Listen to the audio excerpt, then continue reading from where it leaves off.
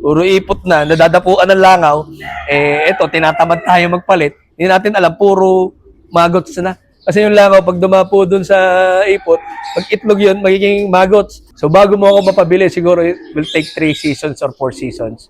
So 1 to 2 years, bago ako bumili sa isang linyada. Kailangan makita ko muna yung lipad nun.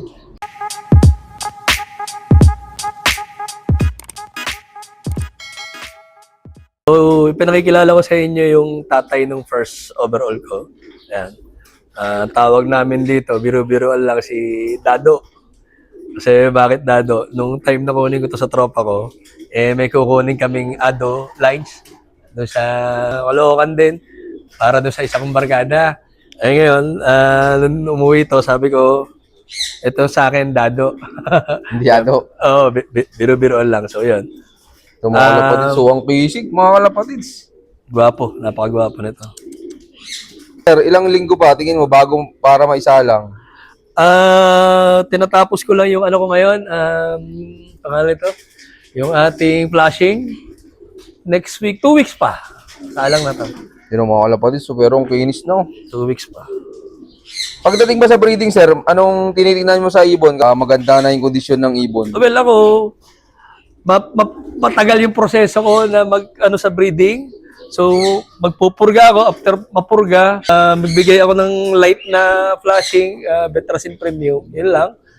Then, kung tingin ko hindi naman kailangan, hindi na ako nagbibigay ng flashing.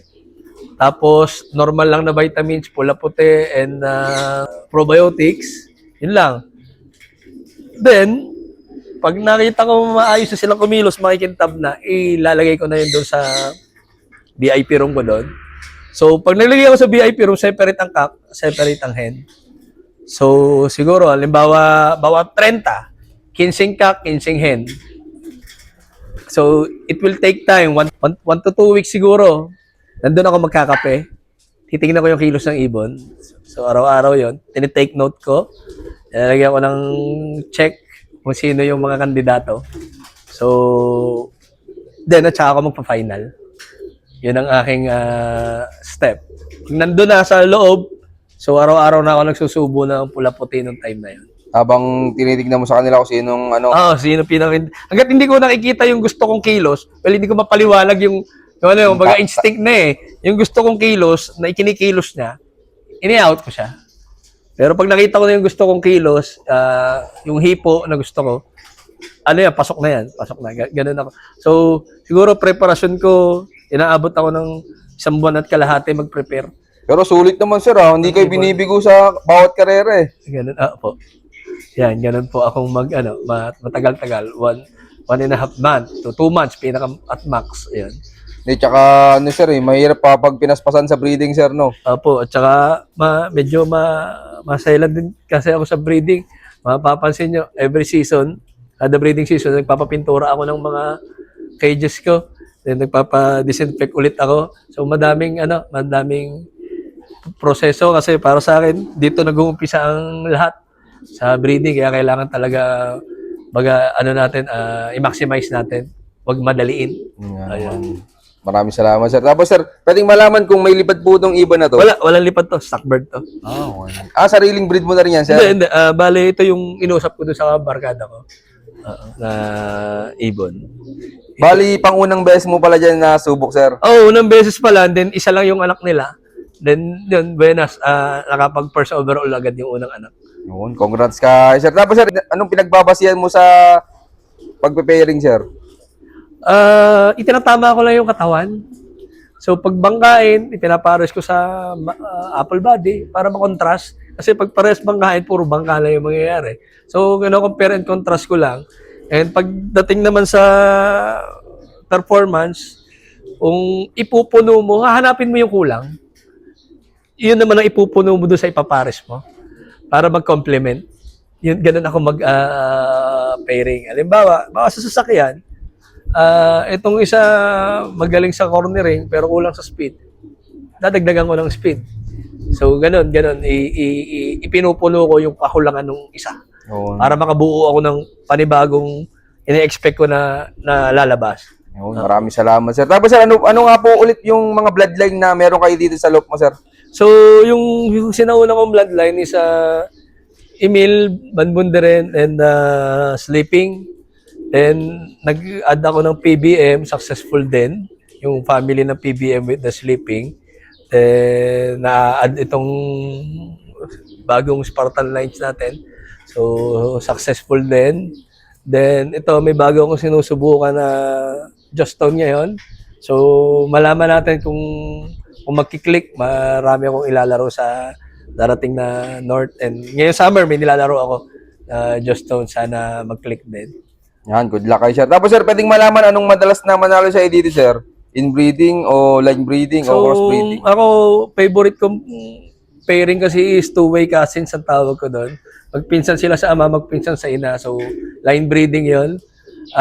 Bakit line breeding? Kasi yung 50% na maintain mo yung ugali na nagustuhan mo. Kasi para sa akin, ang purpose ng inbreeding ay para i-maintain yung bagay na nagustuhan mo o katangian na nagustuhan mo sa ibon na yon.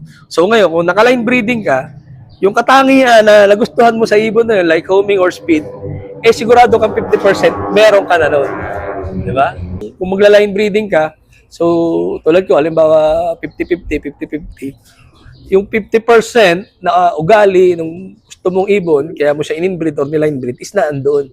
So no need ka manghula. Magiging consistent para yung pagpo-produce mo. Then the another 50%, yun yung mga ibinanto mo na nag-complement doon sa kanilang character. So ganun akong mag-pairing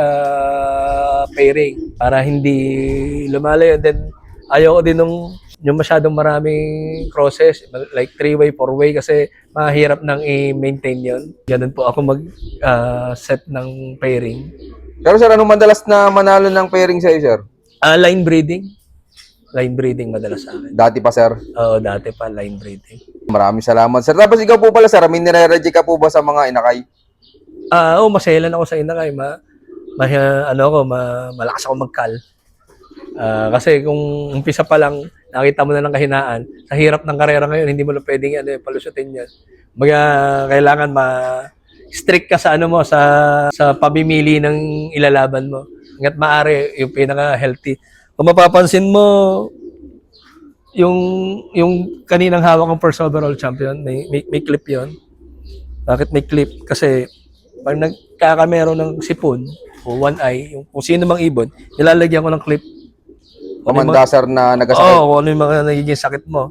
Para may code, Ayun, pag naka 3 hits ka, wala ka na sa akin. Hindi na kita masyadong iintindi nun. Kung pwede pa kitang ikalat palitan. Pero kung hindi na, hindi ko na masyadong binibigyan ng ng atensyon. Talagang strict kasi ako sa health ng ibon. Sabi, sir, pwedeng malaman ano yung mga bagay na nire-reject mo sa mga young bird mo?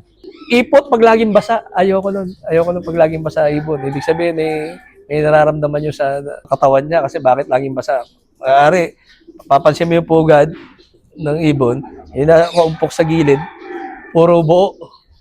Hanggat maaari. Di isa rin palang magandang tignan, sir, sa inakay, no, kapag hindi madumi sing-sing, no? Yun pa, isa pa. Yun, dapat malimit ka din magpalit ng ng nesting material. Kung minsan kasi doon nangyayari. Minsan, puro ipot na, nadadapuan ng langaw, eto, tinatamad tayo magpalit. Hindi natin alam, puro magots na. Kasi yung langaw, pag dumapo doon sa ipot, pag itlog yun, magiging magots. So, yun yung mga nakakasira kalimitan sa kaya dapat insect-free yung ating breeding. Yun. Tapos, ayaw din nung kita mo yung sa pusod, yung hindi magandang pagkakadapas or butas. Kasi pag hindi magandang pagkakatapos, tapos may butas, nag-uumpisa na yung magkameron ng infection. So, kung gagaling man yun o palalakihin mo, para sa akin, mahina na yun. Yun, maraming salamat, sir. Tapos, sir, ikaw, anong mabibigay mong payo sa mga viewers natin dyan na bibili nung gagawin nilang materials pagdating sa breeding? Well, sa akin naman, lahat ng linyada, may potential. Lahat yan, magaling. Hindi naman yan madidevelop na linyada kung yan, walang galing. So, piliin mo yung tingin mong angkop sa'yo. Well, ako, for me, myself, bago ako bumili ng ibon, halimbawa kay Emil, Emil, inoobserbahan ko muna yon. Gaano ka consistent yung ibon na yon. So bago mo ako mapabili, siguro it will take 3 seasons or 4 seasons. So 1 to 2 years bago ako bumili sa isang linyada. Kailangan makita ko muna yung lipad nun, yung series ng lipad. So mas maganda kasi yung yung sureball ka sa bloodline na makukuha mo and reliable yung makukuha mong bloodline na winning line talaga. Yun, maraming salamat sir. Tapos sir, tingin mo gaano kasaya po sa pagkakalapati? Aba, ay talaga masaya. Sobrang saya ako sa pagkakalapate. Baga sa full bata naman, nagkakalapate na ako. Nung kami ng father ko, sobrang saya ng banding namin sa pagkakalapate. That is way back 99 to 2004. Then, nung bumalik kami sa pagkakalapate, may pasa na sa akin ni father, ng tatay ko. From 2019 to ngayon, is very masaya kasi nakakatawa. Every season, nakakasama tayo sa kwentuhan with the old lines na meron tayo. And sino mag-aakala na hanggang ngayon, sa kalipas na taon, sila magpo-provide pa rin ng magandang laban. Yun, at saka syempre sa Diyos na rin, nagagabayan tayo para maganda lagi yung kwentuhan natin at maging masaya tayo lagi, naging inspired na to move on. So muli, maraming salamat mga kalapatids. Ako nga pala si Enzo Rodquillo ng Golden Feathers Loft, Pasig, Batangas, and I love this game. Yon, maraming salamat sa solid yung suporta, mga kalapatids. Siyempre, maraming salamat din kay sir. Ayan, sa Thank you, pagpapaulak thank you. na makapag-loop visit tayo sa kanya. Tapos sir, baka pala may mga gusto kang i-shoutout dyan. Shoutout niya pala sa mga katim ko at saka kay Paring Harold, special mention, and kay Sir Renz and Wingmaster. Maraming salamat sa inyo. Noon. Shoutout sa inyo lahat mga kalapatids. Maraming salamat sa solid yung support at abangan nyo pa yung mga susunod kong follow-up visit sa'yo na keep watching and God bless you all. Thank you.